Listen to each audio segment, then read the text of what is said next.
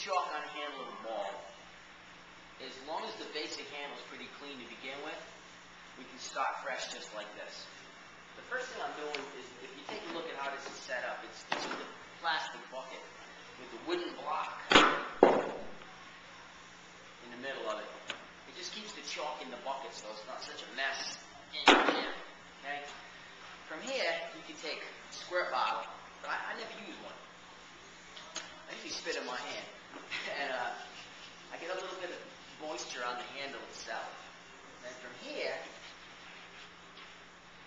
I can get this chalk where I start to lay a little base into it. And what I'm trying to do is get a coating that's on the handle so that the next layer of chalk can stick to it. So really we're putting a base layer down. And I'm just trying to get it to twist in. And what's taking place is the chalk is really just filling in all the micro pores in the handle, and that's why you're not looking for a polished handle. You want to have a little bit of grit to it. You want to have a little tooth to the metal. This way it'll accept the chalk. So we're putting a coat on. Like I said, if you catch it in this bucket, you don't have this stuff everywhere. You're not going to go through so much of it. All right. I get the basic chalk on here.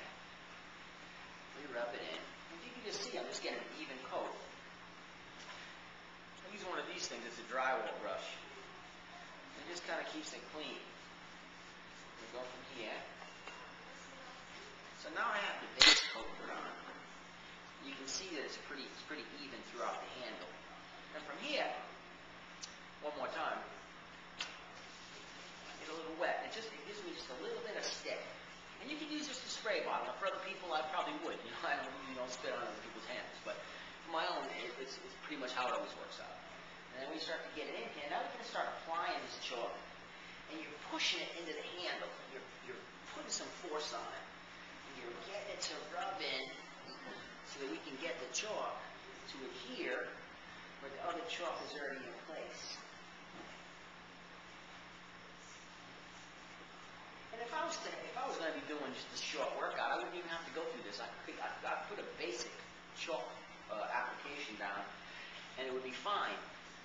But if you're looking for a good result, and you don't want to have the handle become slippery, and that is the reason why you stop, which is frustrating, versus, you just can't complete the set, which is something you can work with. Then it pays to spend the time to put the handle on properly. We're just getting this rubbed in place. You see how I'm just turning it in? Just getting it to bite in good. Okay? I take a look right in here, just a little bit more right in there. You see how we're catching the chalk right in the bucket? We don't lose it. So this way you're not afraid to apply it. You're not trying to be sparing with it. This chalk's just going to be regathered up.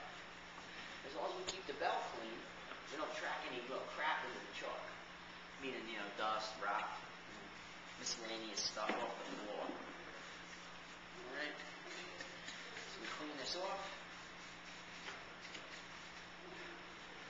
Okay? And then we're going to come over here like this. And you can see, if I can get this handle straight, you can see the evenness of the coat where it's got a complete chalk application to every bit of that handle, but evenly. And it's in there deep enough to where when you start to work with it, it's not going to come off.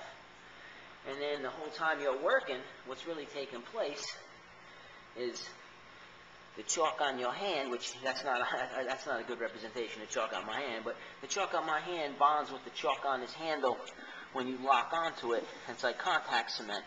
The two of them work together. But that's where we would start from there. And that's a finished chalk handle. Okay? All right. Go lift.